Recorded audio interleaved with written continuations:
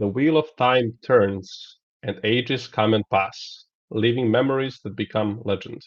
Legend fades to myth, and even myth is long forgotten when the age that gave it birth comes again. In one age, called the Third Age by some, an age yet to come, an age long past, a wind rose above the arid ocean.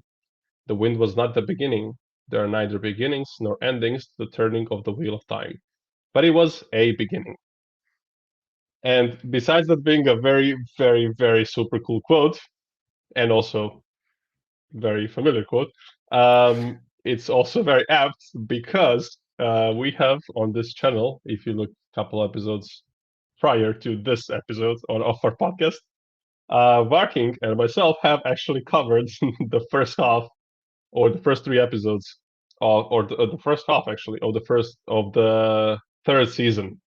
So we are kind of now doing a circle, and the wheel of time keeps turning, and now we are back to the beginning. Um, my they call me Strider around here, and here with me we have Shiv. Good day, good evening, sir. How are you?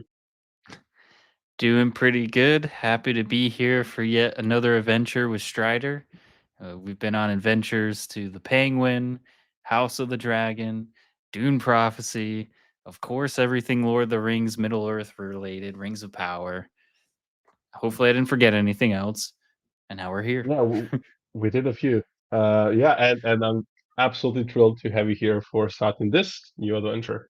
And yeah, it's been in the making, long in the making. This podcast, we have been trying to get us started into other IPs for quite a while, and we actually have been doing this. Like at this point, it's kind of a year, almost a year since we started the first thing. I think like we did Dune about similar time last year.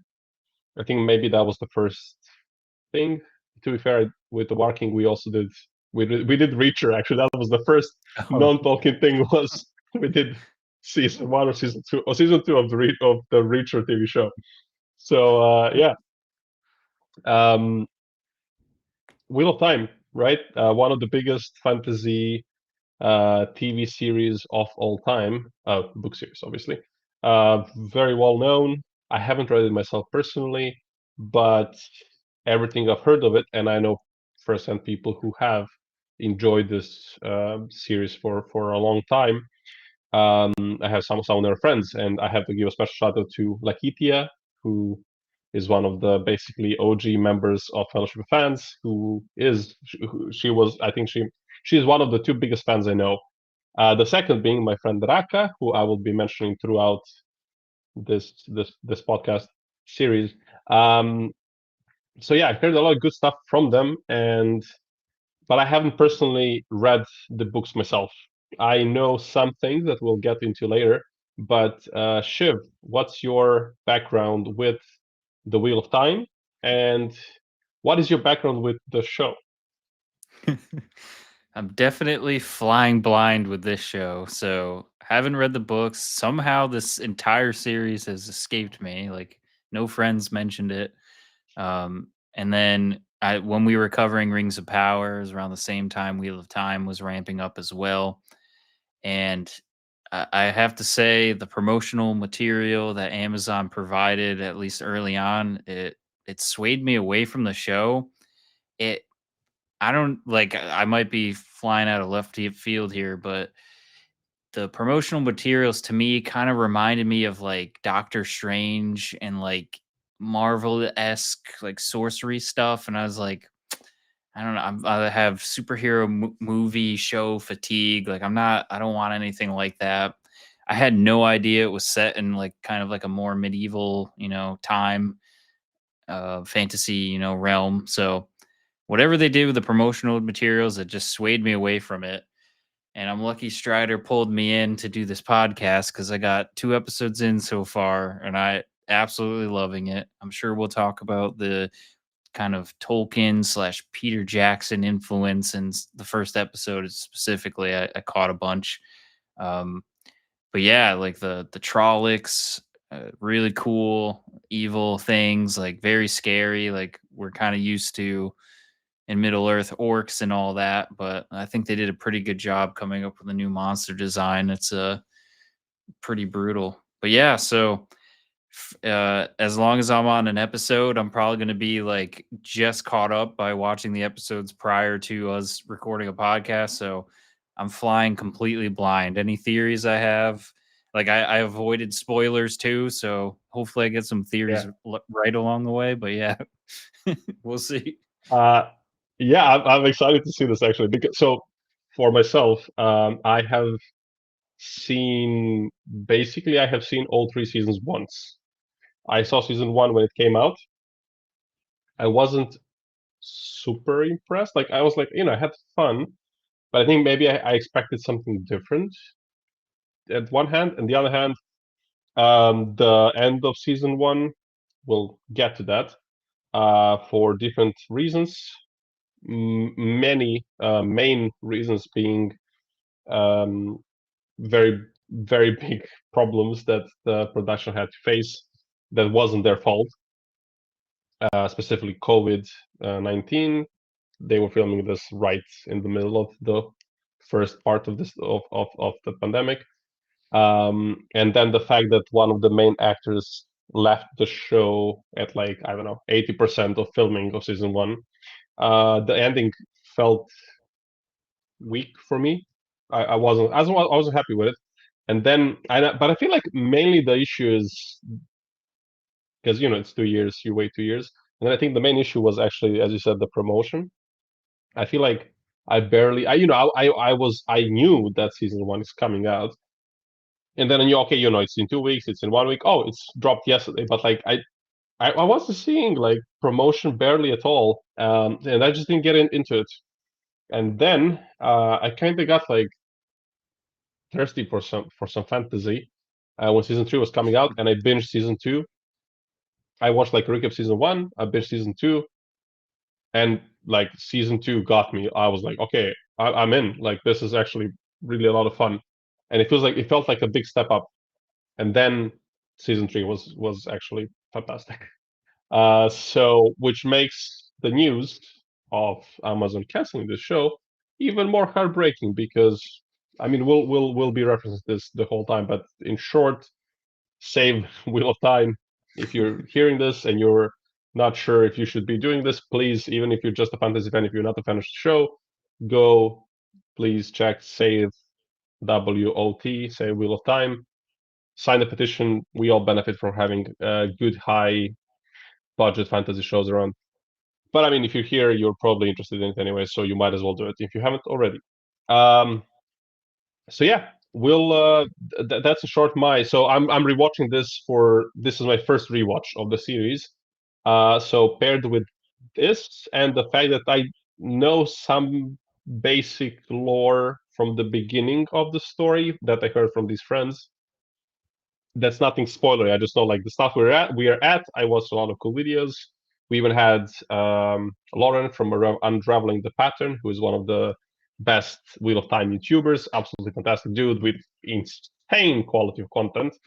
Like you can see that this is like his favorite series. So we had him on as well, and so I just picked up some of these things like from YouTubers, from friends. So now, but we now have me, and with this slight knowledge, I have some knowledge of the show. And we have Shiv, who, as you said, you're completely flying blind. So I'm really looking forward to getting your perspective of this. I think it's going to be a lot of fun, and we'll also probably have some friends join us as we go through this. Um, so one more thing, and then we actually start talking about the show proper. We will probably cover 2 to 3 episodes per podcast episode. For people listening, if you want to watch along, yeah, we'll cover first 2 episodes of season one now, and then in episode two we'll see. We'll probably either cover the next 2 episodes or the next 3 episodes. We'll see how it's going. But yeah, with that said, let's begin. So yeah, the first season starts. Well, it starts with a voiceover. Which Yeah. yeah, it felt familiar. But to be fair, also the books start with the quote as well. But you know what? Shiv, I'll let you like tell me and tell us what's your watch season or watching episode one. What was your impression as the show was opening, as you were getting into the show? We'll talk about what happens, all the stuff happens, but like just like this first impression of it. Yep, as you said, the voiceover sounded very familiar. I was like, "Is this Galadriel?" Um, but I will say, like, the voiceover for this episode was actually really well done. Like, it didn't feel like a rip off and like, oh, what are they doing? Like, it felt deserved in my opinion. Like, was it Rosamund Pike who was doing the voiceover? Rosamund Pike, indeed. Yeah, she is so slight tangent with her real quick. She's been in a lot of stuff I watched throughout the years, and like after seeing the show, I started looking at the actors, and I'm like, oh, I know her. She was in Saltburn, which was that cultural phenomenon recently. Which I don't know if I want to recommend that movie. It's pretty interesting, but give it a shot if you like at your own peril. Um, she was also in a movie I watched when it first came out. I think it was 18 or 19, and it was called Surrogates with Bruce Willis, and it's got sci-fi in it too. And I remember liking it at 18, 19 years old, but I went and looked at Rotten Tomatoes and it got like a 30%. I'm like, whew, okay, maybe it didn't age well or it wasn't as good as I remember. But she was in that. And she was in a couple of other things. But yeah, really strong, very strong actor, like stand out for this for the first two episodes I've seen so far, if I had to say. Um, but yeah, so did the voiceover, so thought about Lord of the Rings. There's a couple of other moments that reminded me of Lord of the Rings pretty early on in this episode. When the cart was being pulled and the kids were chasing, reminded me of Gandalf, and the cart was being pulled by Padan Fane, the peddler who sells lanterns in the two rivers. Um, so I saw that as like Gandalf.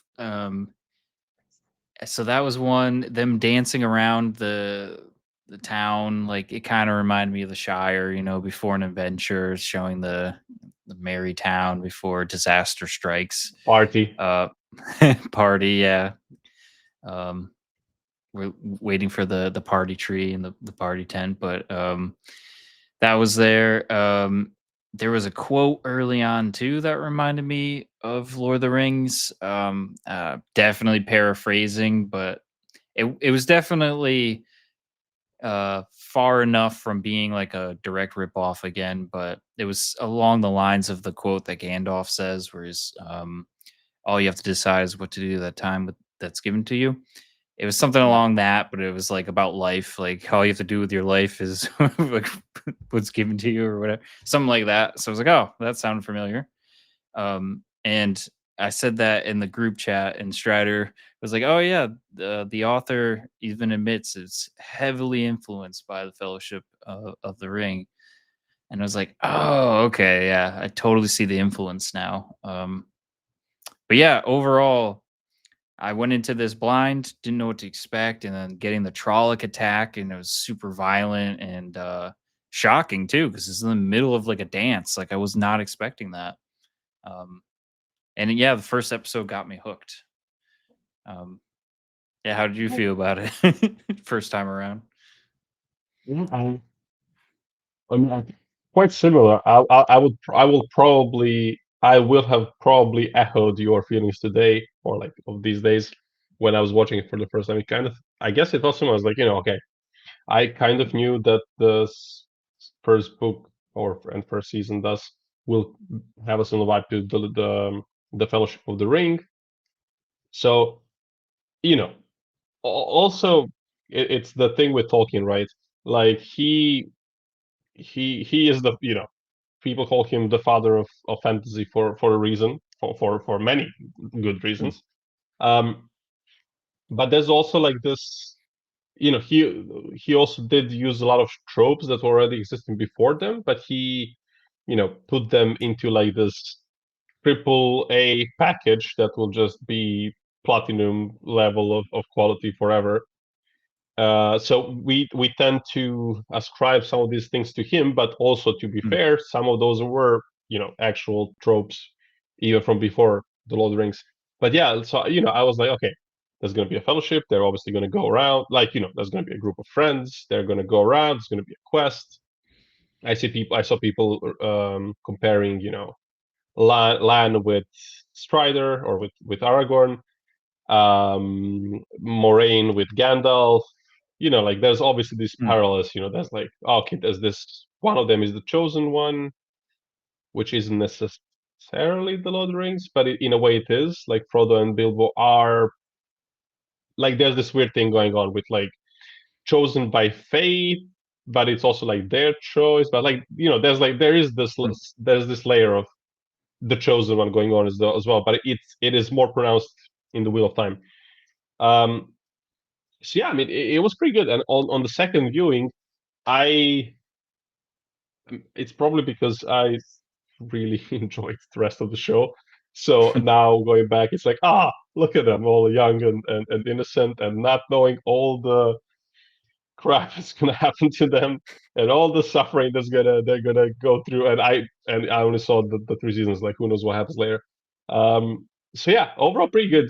Um, I guess we can mention the scale maybe right away. Um, since it was filmed in during COVID, uh, the number of people, I think, especially as you go on through the season, it I think it never gets actually bigger, larger. Like you're always struggling with the same thing that Rings of Power, especially season one was also struggling. It's like 20 people, and that's like the whole town. So it had this similar vibe, but yeah, but still overall pretty good. And on my rewatch, I'm enjoying it even more. What do you think of the characters? Like, do you want to go over like the main? So you have like the main five, the young ones, let's call them like this, and then you have Lan and Moraine. Yeah.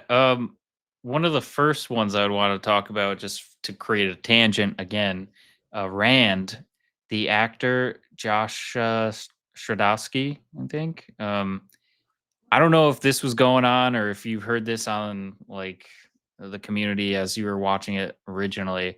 He would be a dead ringer for an Anakin Skywalker if they ever needed to do that. Like he That looks was like my him. first reaction to Yeah. him as well. Yeah, If not that, a Jedi, like if he still looks like this, come on, Star Wars.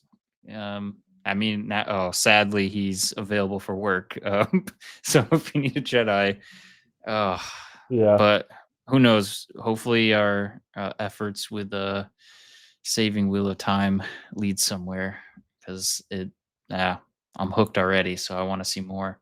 But yeah, so Rand, he kind of's got the character itself kind of has the Anakin vibe of like he loses his parents and tragically witnesses it, and it's kind of got a little bit of moodiness to him, rightfully so.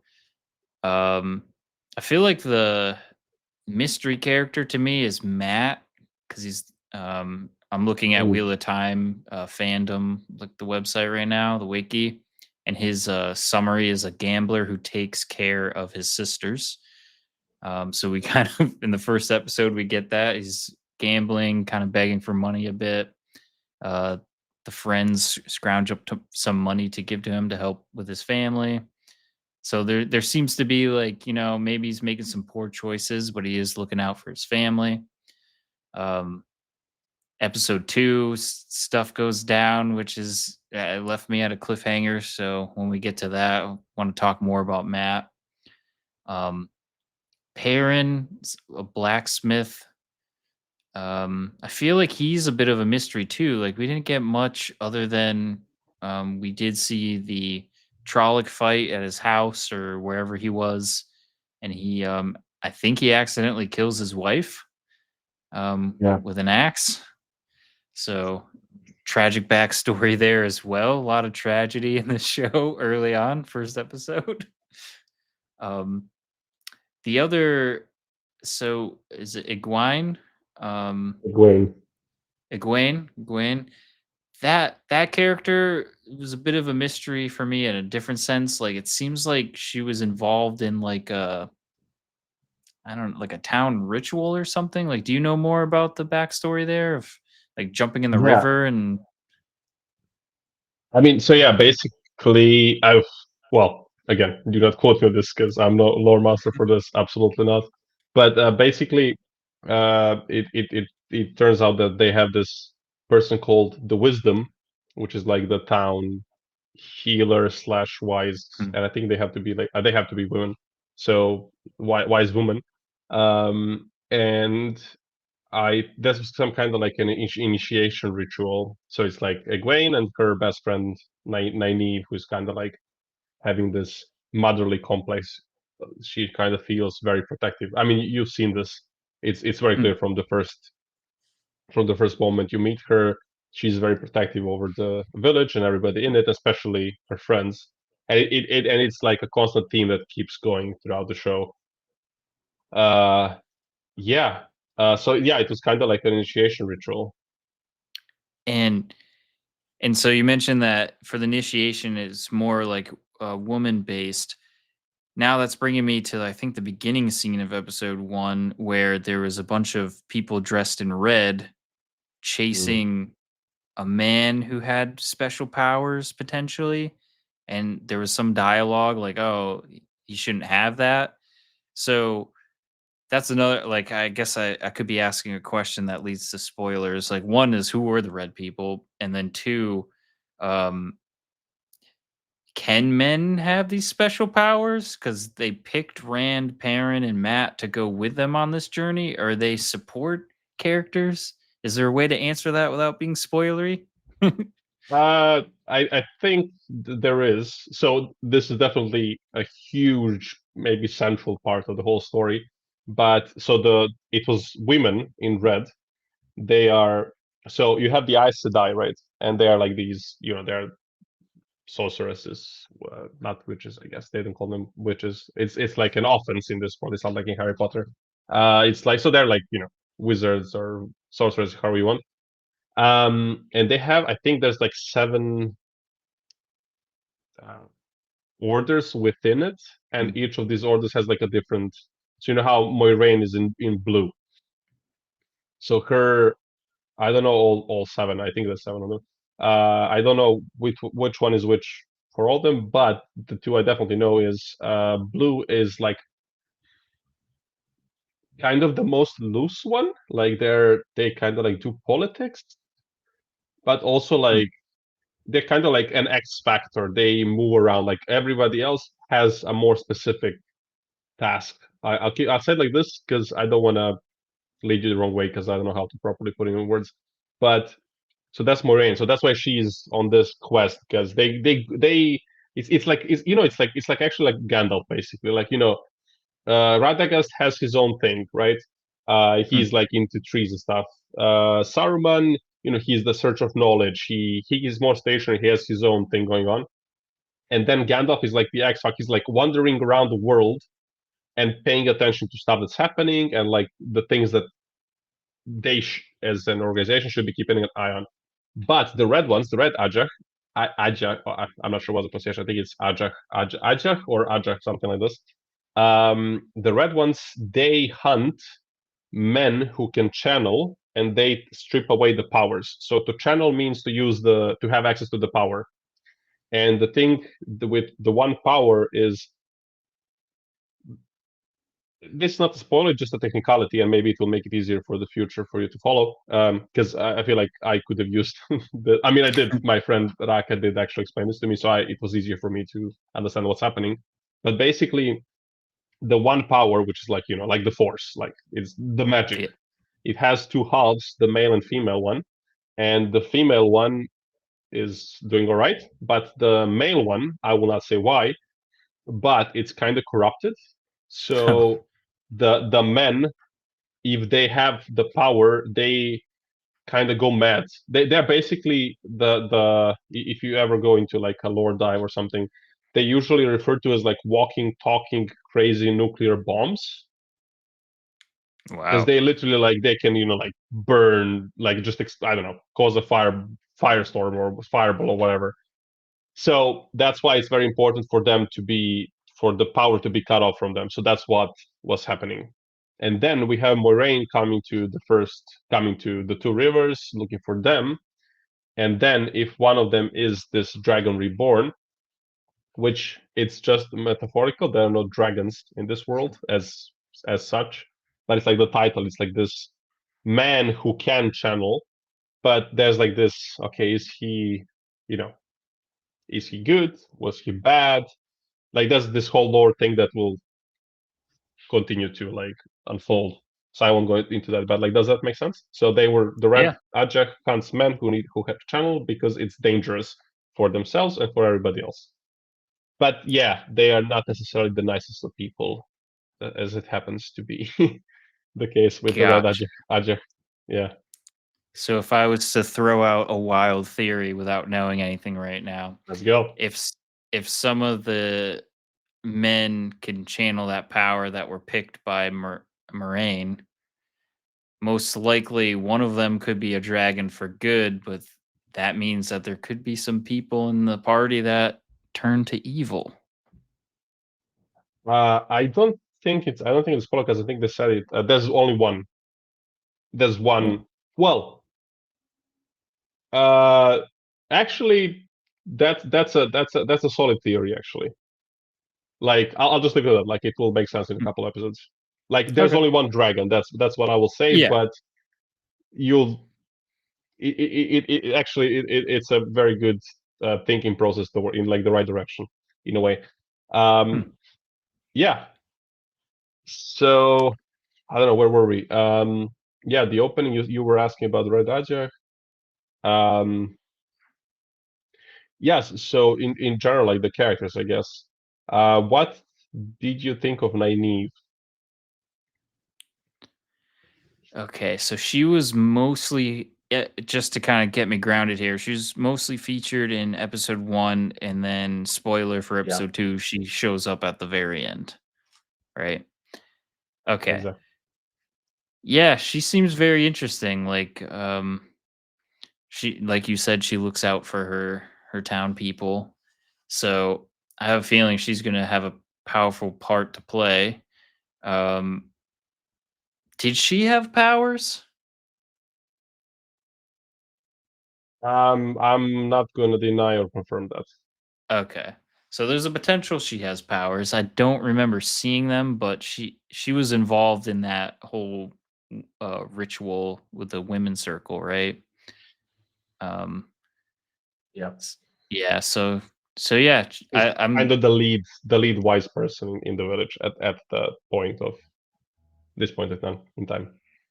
gotcha. So that means I mean, process of elimination, that probably means she has access or something to this uh force, if you will.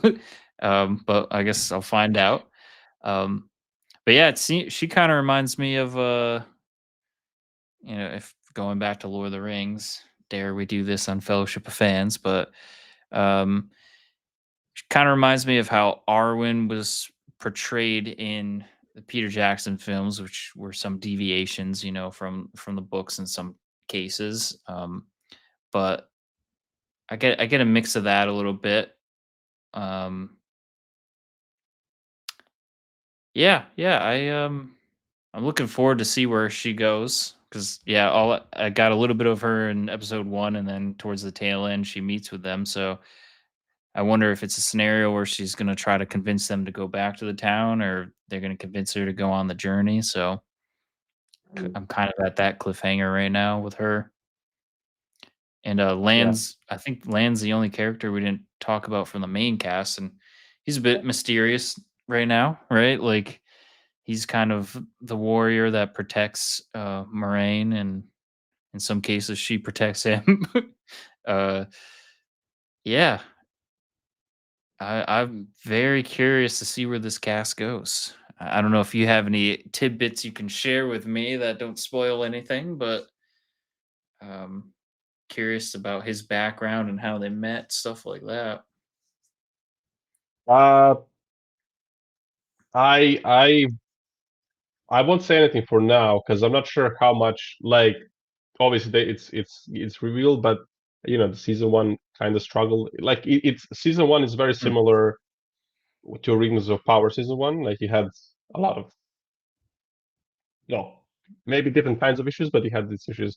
So I know things mainly. I knew it from my friend Raka. So I'm not sure how much they said in the show, but like as we go, there are times where things will be revealed. I'll say it like this. Hmm.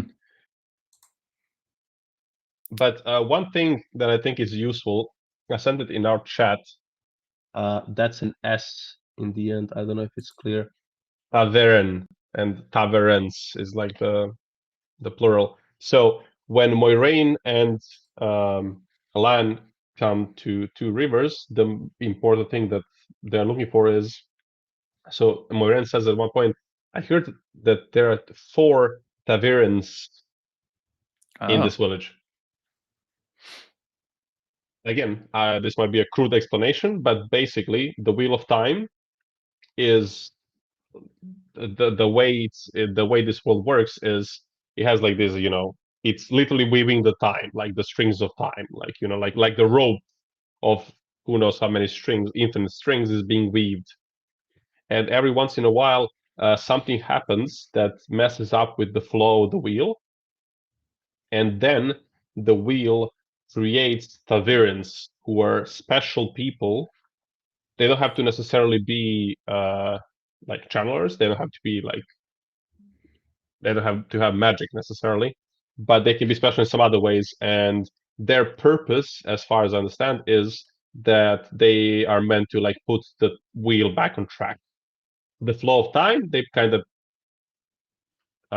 put it back on track, Hmm. basically. So that's what this means, and that's this word that she mentioned. I don't know, it gets mentioned later on, but it's like I think that's like one of the confusing things.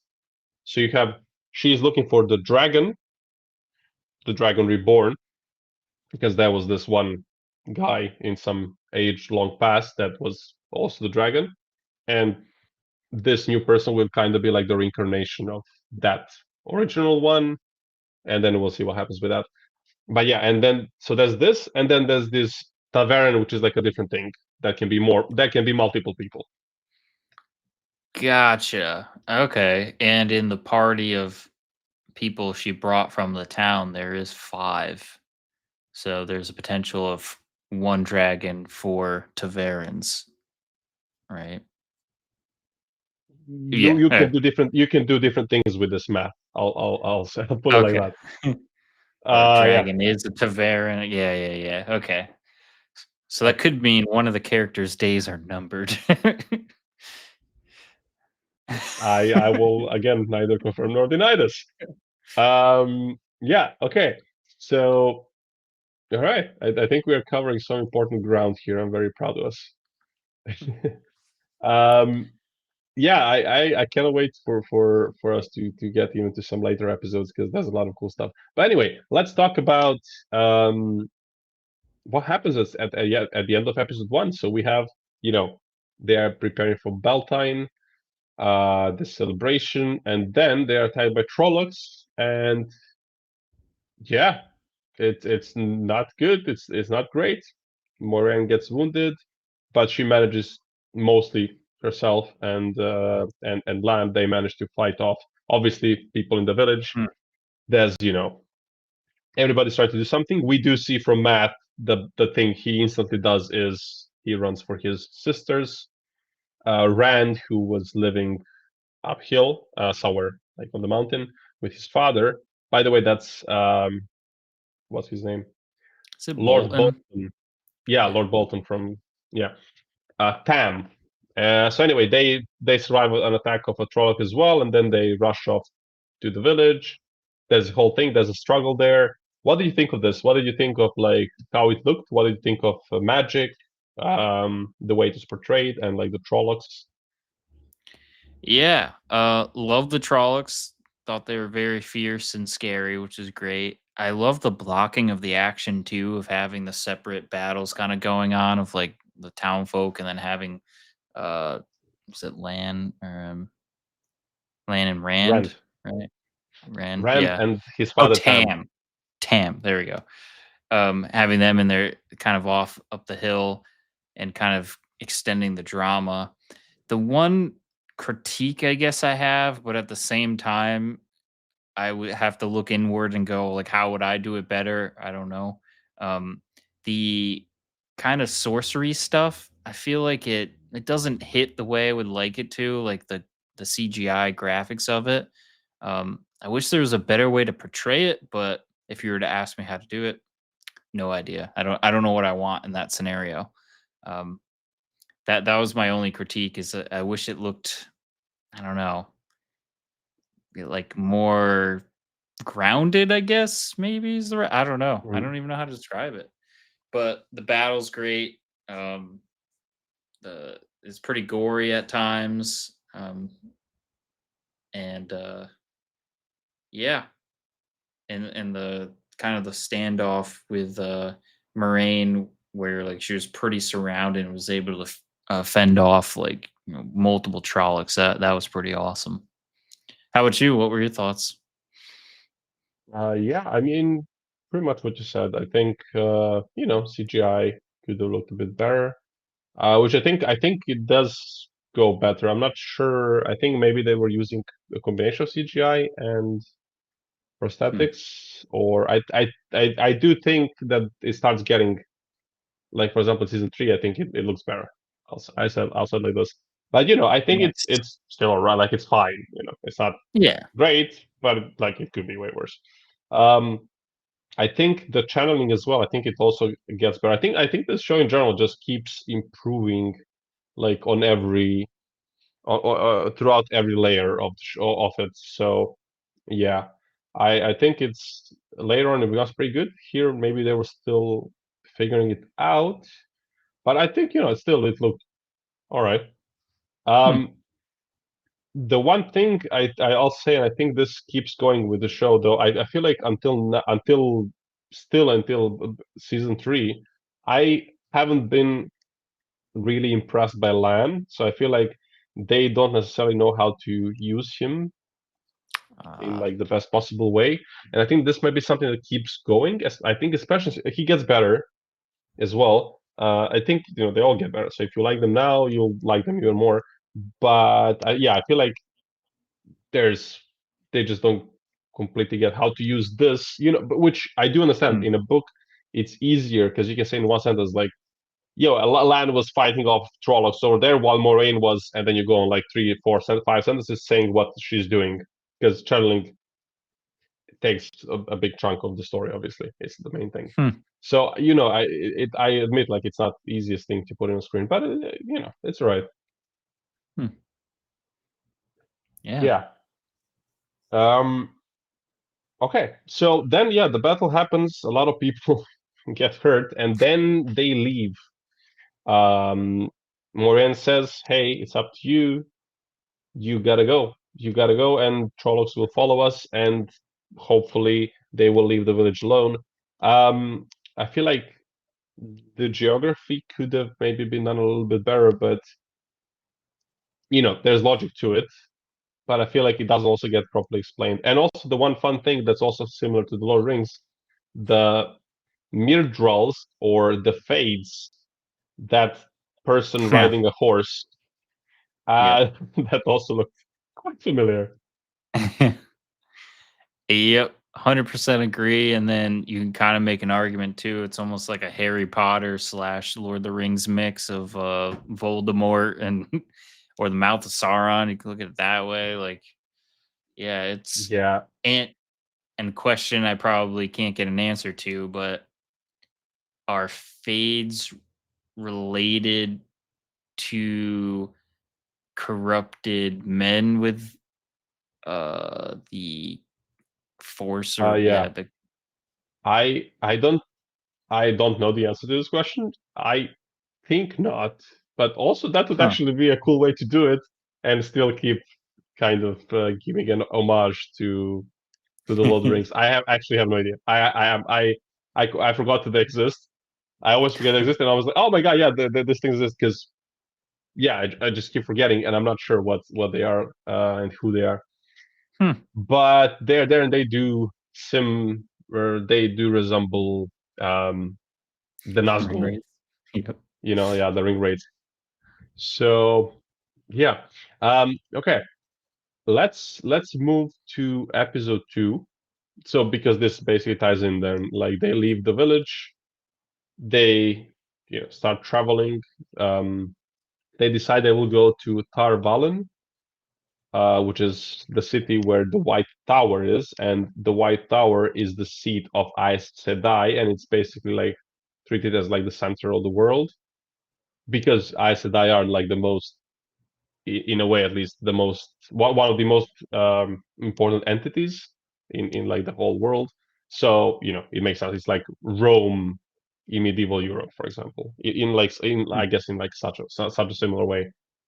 The center of, I mean, obviously magic, but also like in many ways like center of politics, I guess, and so on. So this is where they're headed, and yeah, what do you think? Because I'm curious if you had the same impression as me. What do you think? Because we're now segueing into like episode 2 and the traveling.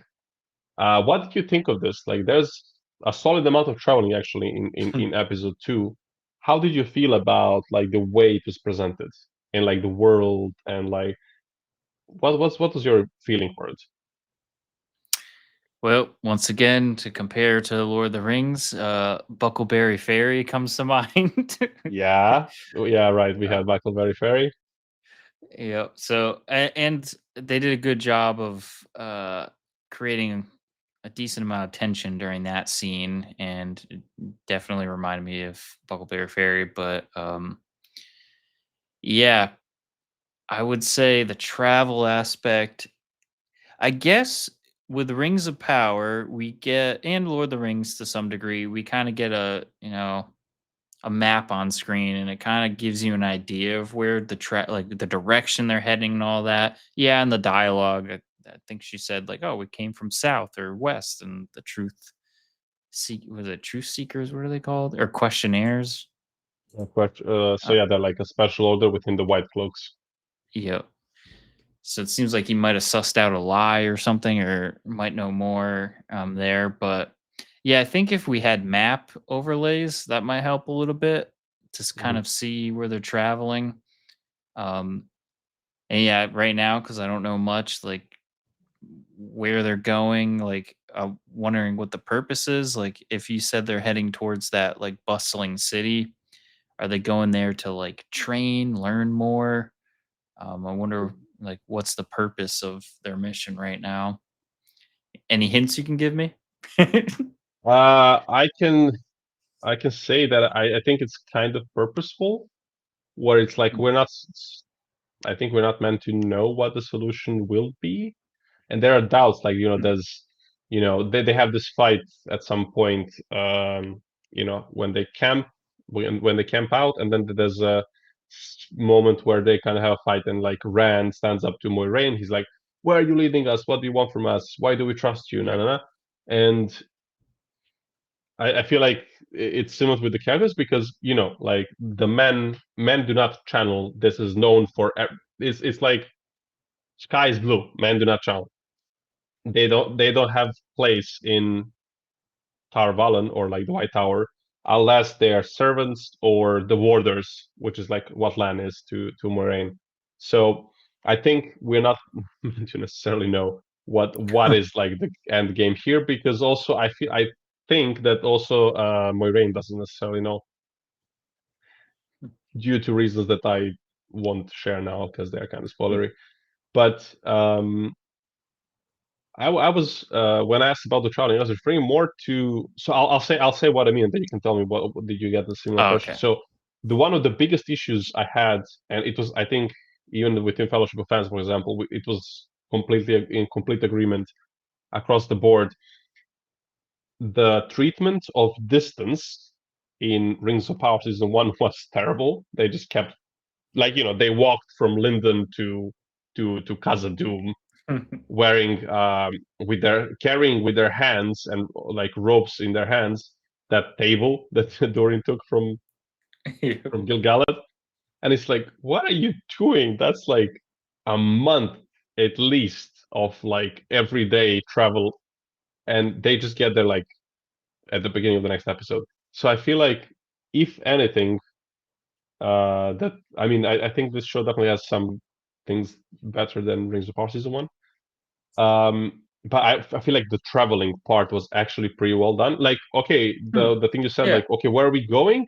I can see why this could be confusing, but like the feeling of traveling, like, we would see these sweeping shots of them walking through different landscapes, and then they would have a Camping break out. or whatever. Yeah, and then it's the next one. It's like it looks completely different. Then you see something else, and it's like they're now on a hill. They're now like in a valley. Like it's a whole thing, and I feel like this aspect was actually pretty well captured. What do you think of this?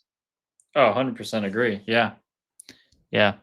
The camping, like it's well thought out of like when you're traveling, you're obviously not going to walk with a massive table for months and without breaking. And maybe Rings of Power, they have so many storylines, they just have to cut that and like, okay, we got to get to the meat of things, and we're losing that kind of travel aspect. But I mean, this show is able to do it, relatively fast. Like, I don't think it's wasting too many scenes. And when they're resting, I mean, episode two specifically, like they kind of had some, new lore introduced with that city, which I don't know. That's like cursed, but um, Yeah, Shadar Logoth. I won't even attempt to pronounce that. But bless you. I'll send it uh, in the chat just for. I think this is kind of like how it's spelled. Shadar Logoth. Yeah, Okay. Um, Logoth. What did you think of that? Because that's what I was going to ask about this. Like, that's the next big thing that kind of happens after. So they had this traveling, they have some discussions, and then they are forced because Trollocs catch up with them, right? And yeah, they have to flee there. And what's happening at that moment, actually, also that's important, is that Moiraine, she has been wounded, right, by a Trolloc in yep. in the back in the village. So she's getting. Now we have the Frodo but thing, but it's kind of like reversed. It's like the actual leader of the group. Yeah. Um, and yeah, she's kind of suffering of like this very bad wound. And she gets so weak that Lan makes this choice. Like it's like, damned if you do, damned if you don't. Either we get eaten by Trollocs right here and now, or we risk it.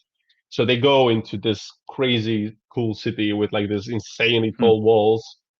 And yeah, what did you think of that? I thought it was really cool. Like it wasn't something I was expecting, and it's not something you see often because it's kind of like almost like a black curse or something that was like traveling the. Okay, so backing up, they tell everyone don't touch anything, don't eat anything that you didn't bring with you, and the guy wakes up and finds this mysterious box, and in it is a blade that looks awfully similar to the Game of Thrones blade that Arya Stark carried. Oh, But uh, but yeah, it definitely did a good job of like tapping into like claustrophobia and like all that, because like and the the horse like disintegrating, like that stuff is, it means business. It is pretty yeah. scary stuff. And I'd be curious of how they use that in the future, and like, is the knife related to that? Because everything started happening once he touched the knife. So does that mean that what's his name? Matt? Matt, right? Yeah, That, Matt. yeah. Does he have powers now that he wields that knife to control this like darkness, or maybe he learns how to use it, or is it just something contained in the city only? Um, so a lot of questions from that um portion of the story, and then maybe related, maybe not.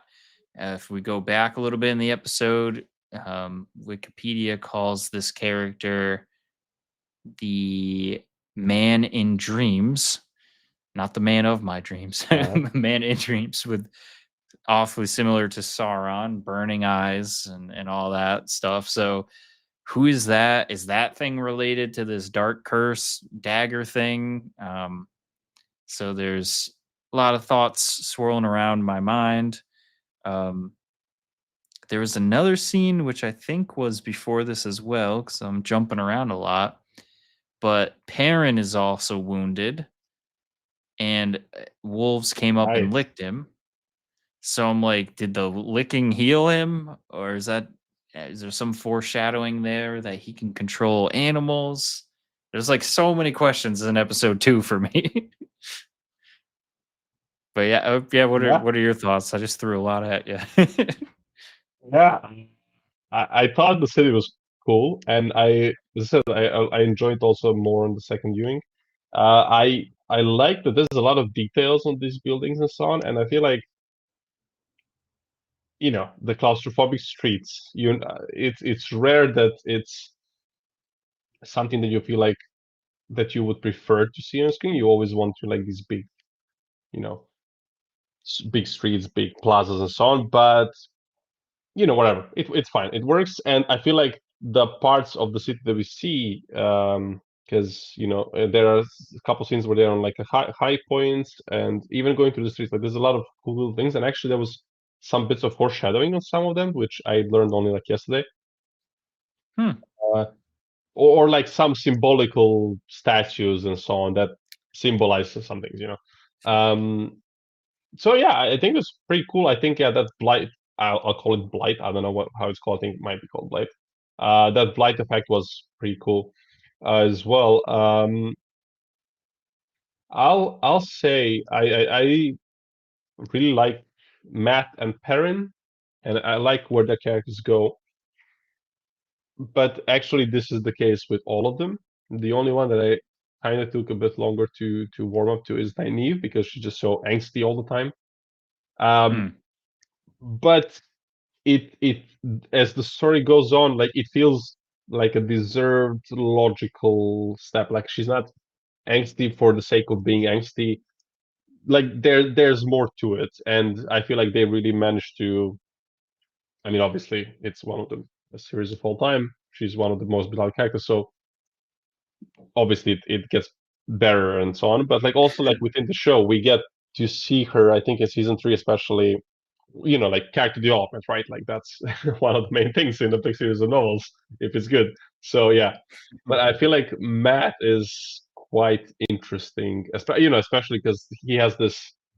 I think of all of them, maybe has he's one of them that in season 1 has maybe the more interesting stuff happening to him from my memory. But we'll see as it goes. But yeah, I thought it was pretty cool. It's kind of like a reverse Moria in some way. Like this is like the Moria sequence to a degree, I guess. Like Oh, yeah. you don't want to go there, you shouldn't go there, but you have to go there because there's no other way. So I think it's kind of like a similar moment, like Hmm. in the Fellowship of the Ring. But yeah, overall it was pretty good. But actually, we before we get to the end of this, we actually skipped one big part, which is the White Cloaks. Yep. So, as the gang was traveling, at some point they bump into the White Cloaks, and just before this, we have seen White Cloaks, and especially I don't know his name, but the questionnaire guy, he was burning one Oh of the eyes yeah. to die, and he was very sadistic about it. I'll be polite and not use other words. But he was quite, yeah, quite a sadist about it. And we saw that he also had, and Moraine later mentions this, he had, I think, about 7 rings, implying that he has already killed 7 of Aes Sedai. And yeah, Moiraine hides her ring, she gives it to Lan. They meet the White Cloaks. They're stopped, they're about to leave, but then the questionnaire guy is like, hey, I want to ask some questions.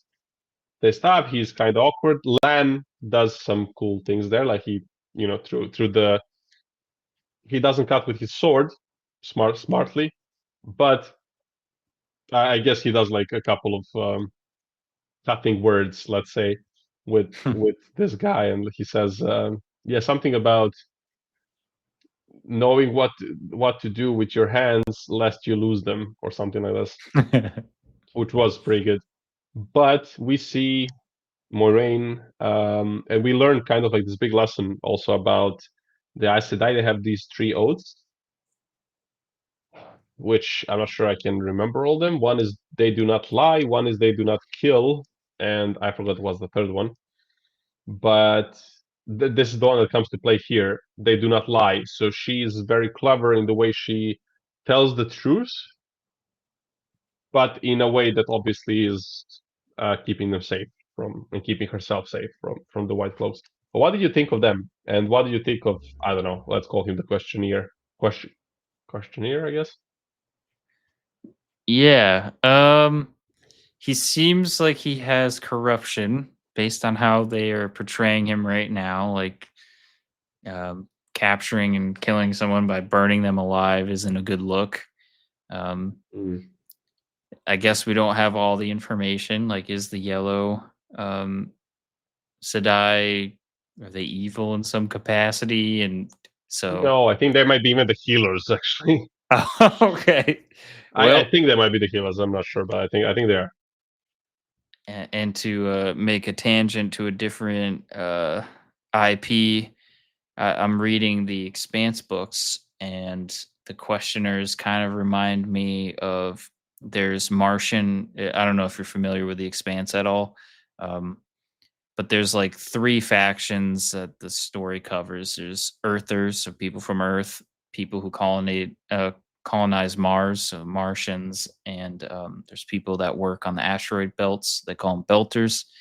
Um, Mm. and in this story, there's like a hodgepodge of all different races that are in a ship, and they get captured by or captured or uh, invited by the Martian uh, navy to their ship. And so, long story short, what they have on the ships are Martian interrogators, and they use a pill that makes them hyper focused. So, like, they describe it as that their eyes get dilated, and then they're hyper focused on um, the individual's body movements, what they say, and they can kind of get truth from an interrogation, like more advanced than, like, typical human interrogation. So it kind of reminded me of this, how this guy was asking questions that maybe us as viewers aren't seeing what he's like totally trying to suss out from the characters. And there's also the corruption element. So he might be playing his own game when he questions people. So yeah, he seems like an outlier. Maybe the questioners might be, I don't know if all the questioners are corrupt or it's just him. But the White Cloaks as a whole, I didn't get any bad vibes for them yet, other than the questioner and what they're doing. So I'm wondering if the White Cloaks are, relatively peaceful or noble group, but they got some corruption in there, or am I totally wrong? And they're like the Empire, stormtroopers, all that. They're not a people to mess with. I don't know yet. But I like the costume design too. How like the commander, I think, or commanding Yeah. officer, kind of had the gold armor plate on with the white. It looked pretty cool. Mhm. So yeah, I'm interested to see where that plays out. I don't know if you have anything else you can share. Yeah, I honestly I enjoy this. Like, what can I say without spoiling it, but hinting? um, I I'll say how to put this. I think they okay. I'll say it like this. I think Robert Jordan, the writer of the series, of the books, and then I guess as a consequence also like in the show, like the stuff I've seen and learned from them, they are not two dimensional. Like I feel like when you see more of the things, you'll have maybe like a layered impression of them. Huh. I think that should be like vague enough, but Yep. still like enough of Gotcha. implications there that you can kind of think about things. But I'll say also this: we have definitely not seen the last of them. Even in this season, I think they might pop up again. But yeah, we will see more of them throughout the show. Like I think they're one of the important organizations to keep in mind in this world, and Hmm. that's kind of it. Um, yeah, but we kind of move on from there, and then at some point the prologues catch up. I don't know, like a couple of days later, Moraine's getting weaker and weaker, and we hear from Lan at some point when Rand has a fit towards Moraine and gets angry, and then he says she's weakening herself to keep all of you like more well rested. And I thought that was like interesting because I didn't catch this, but like still it could be like magic, right? So I thought that was like an interesting thing, and it I like the complexity of Moiraine even in this like just these two episodes because what she did with the Buckleberry Fairy, like that was a scene that's not the clearest. I mean, the logic was completely on point, but still it is a ruthless thing in a way, So I thought like she's a very interesting character. She's like Hmm. a quality written character, obviously, and yeah, I enjoyed that quite a lot. But then you have this, and then yeah, to go back to what we were talking about before, we go to the city. She's feeling very unwell. She's kind of like passed out basically, and Landman makes the choice that they have to go through the mines of Shadar Logoth, and yeah, they have the scene. A couple of them have some moments. Rand and Egwene are kind of having a trouble because we saw that they are, there's a love story there, but it's complex, and they may not be wanting the same thing. It's a whole thing. So yeah, maybe we can do. Maybe you can say a bit what you thought about this, how this was handled, and like, what's your impression of their level of maturity so far? Uh, and then we'll go to what happens at the very end, and then we'll kind of wrap up this episode. That's a good So question. the reason why I'm asking is because, as far as I know, I think they're actually younger in the books. Gotcha. Yeah, I think that sheds light because it does seem kind of like teenagery, like a little bit of that kind of drama. I was trying to understand where he's coming from because it seems like she wanted to get close to him outside the cave or whatever they were staying in, and then he's just like, "I came out here to be alone." I'm like, "Oh, geez, he's moody." So it Yeah, seems like they got something going on. I don't know. Like, I guess if he just lost his father, did he lose? he didn't. He survived. Oh, he survived. So I guess he's away from family. I guess that could be excuse, and maybe he did lose friends along the way from the village. But um, yeah, it seems to be a kind of what you're alluding to. Is seems like their relationship is a little immature right now, and I'm assuming this is going to be like a coming of age tale to some degree because they're Yeah, I think that's one of the main topics here as well. Like yeah. it's throughout the series. Yeah, it's kind of like the Luke Skywalker make another tangent, like loses his family, has to go on a crazy adventure, becomes a Jedi Master, a wise one. So I assume that's going to be a story arc for most of these characters. Maybe some turn to the dark side. But It could be. one I uh, won't say anything. one call out I want to make, or two call outs. One shot I really liked in this episode was when the camera zoomed in on like the goblet and you can see the woman burning in the background, like through the Yeah, goblet reflection. I thought that was a really cool shot. And the other scene that we kind of talked about, but not really, is like Rand waking up with like a bat in his mouth and then, or in the dream having a bat in his mouth, but then waking up and the bat was beside him and around them. I'm like, that's a pretty big mystery to me right now. Like, I'm still not did sure. his I know the scene, but I actually have no idea what the meaning is. To be honest, okay, maybe we'll figure out as I think I I'm not sure. I'm not sure if it's like one of those.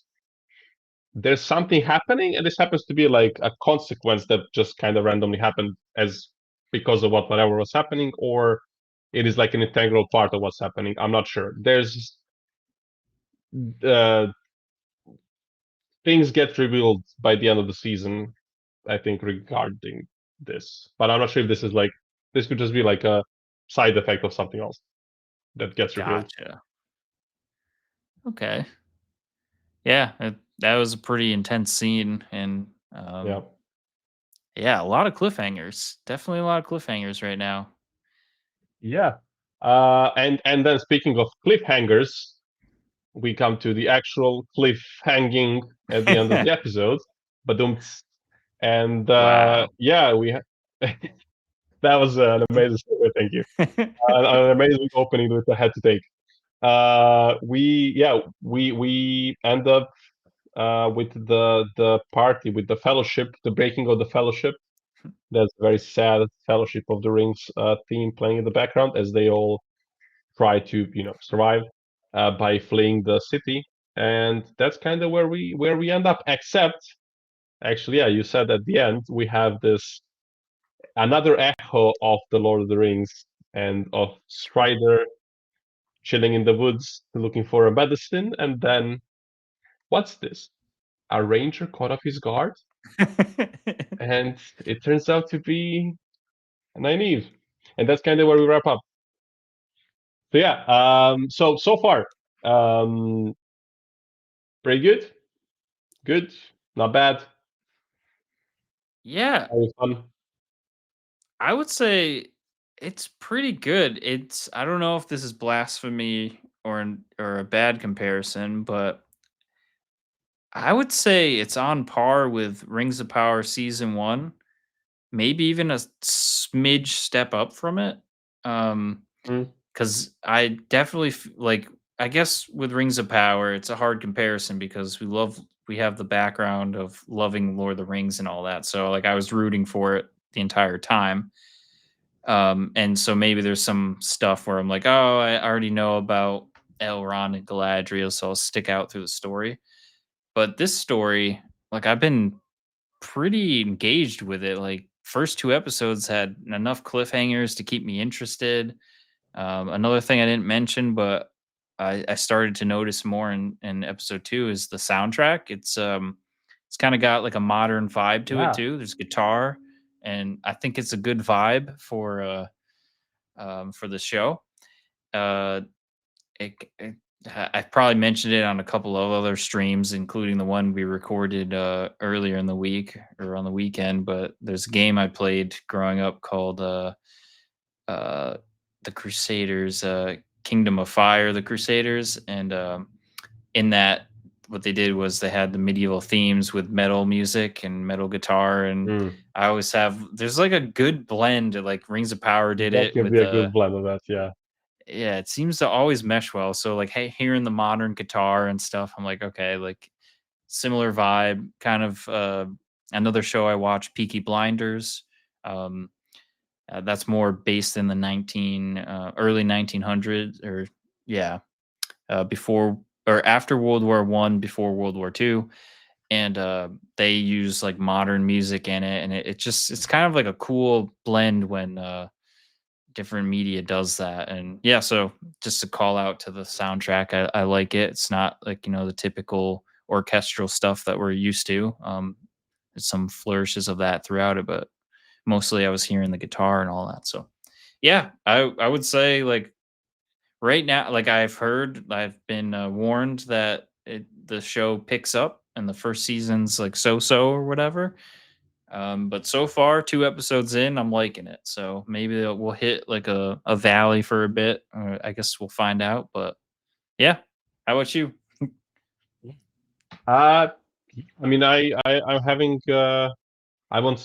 I might as well say because we'll get there, and maybe it's easier if you're already prepared for it.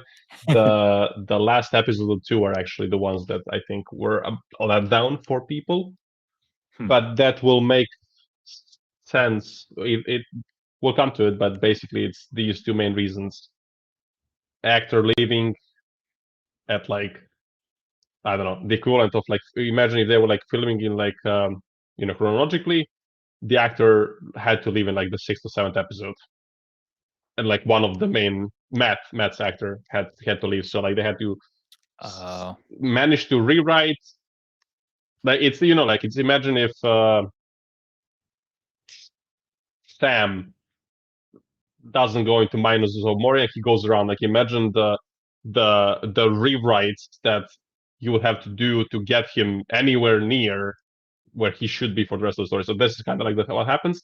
And the other thing is like the COVID stuff because there's like we'll get to it, but it makes sense in retrospect. Like fair enough. Like they struggle with something that shows didn't have to struggle before, global like a pandemic.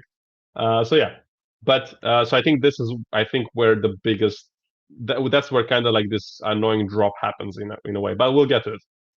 Anyway, I think it's good. I would say I might even prefer this to Rings of Power.